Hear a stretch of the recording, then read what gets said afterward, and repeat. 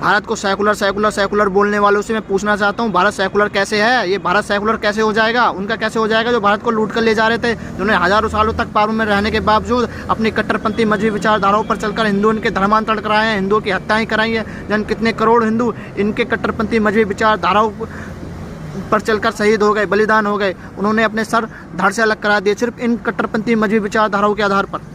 उन्होंने हिंदुओं के काफिर बोल बोल कर जिन कितने हिंदुओं की हत्याएं की हैं। इन कट्टरपंथियों का कैसे भारत हो जाएगा? जो भारत को लूटने आए थे उनका कैसे हो जाएगा? जो भारत को लूट कर ले गए उनका कैसे हो जाएगा? जो भारत की धरोहर को तोड़ रहे थे उनका कैसे भारत हो जाएगा? जिन्होंने भारत को गुलाम बनाया था उनका कैसे हो जाएगा भारत? आज ब्रिटेन के म्यूजियम इस बात की गवाही दे रहे हैं कि कितना लूट कर ले गए हैं भारत।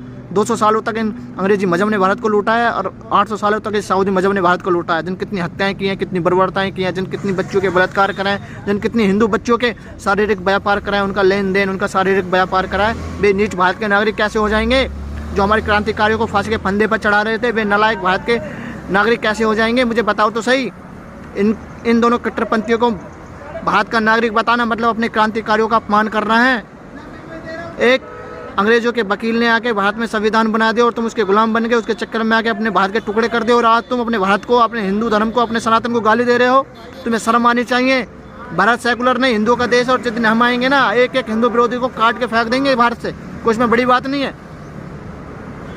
कांग्रेस सेकुलर थी, सेकुलर नहीं, इन दोनों कट्टरपंथी मजहबियों की गुलाम थी। अब ये बीजेपी आई है सेकुलर, और हम आएंगे सिर्फ कट्टर हिंदू विरोधी पार्टी, सिर्फ कट्टर हिंदू जो सिर्फ हिंदू उनके पक्ष में फैसला लेगा और इससे अलावा जो भी बोलेगा साले में या तो गोली मारी जाएगी, भारत से खदेड़ा जाएगा नसबंदी कर कर। सिर्फ भारत हिंदुओं का देश है, इसके लिए मरना पड़ो या मारना कोई इसमें बड़ी बात नहीं है। और ये आज़ादी कोई बातों से नहीं मिली है जो तुम कह रहे हो आज़ादी आज़ादी आज़ादी नॉर्मल हम सब ने दिलाई है। किसी ने नहीं दिलाई है। पाकिस्तान और बांग्लादेश इस बात के सबूत हैं कि अगर तुम आज़ादी दिलाते, बलिदान देते तो कभी भारत के टुकड़े नहीं करते। कभी इस देश के वफादार होते तो कभी भारत के टुकड़े नहीं करते। इस बात के वफादार होते तो पाकिस्तान जिंदाबाद के नारे नहीं लगाते। इस देश के वफादार होते तो कश्मीर में कभी हिंदुओं की हत्याएं नहीं होती। कभी पूरे देश में तुमने अपने मजहब के नाम पर आज भी तुम हत्याएं कर रहे हो। आज भी तुम वंदे मातरम बोलने में और राष्ट्रीय गान बोलने में शर्माते हो और अपने मजहब को बीच में ले आते हो।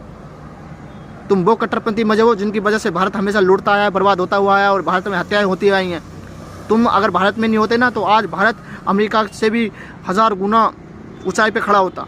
तुम दोनों कट्टरपंथी मजहबियों ने भारत को धकेल रखा है। आज पूरा विश्व AI जैसी तकनीक को बना रहा है और हम अपने मजहब को बचाने में लगे पड़े हैं, अपने देश को बचाने में लगे पड़े हैं। नहीं, इन दोनों कट्टरपंथियों को देश से खदेड़ना है। 1947 का बंटवारा जो हुआ था उस बंटवारे के अनुसार इन दोनों कट्टरपंथी मजहबियों को भारत से खदेड़ना है। बात खत्म।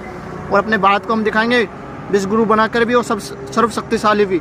पर ये दोनों कट्टरपंथी मजहब इस देश से निकलने चाहिए।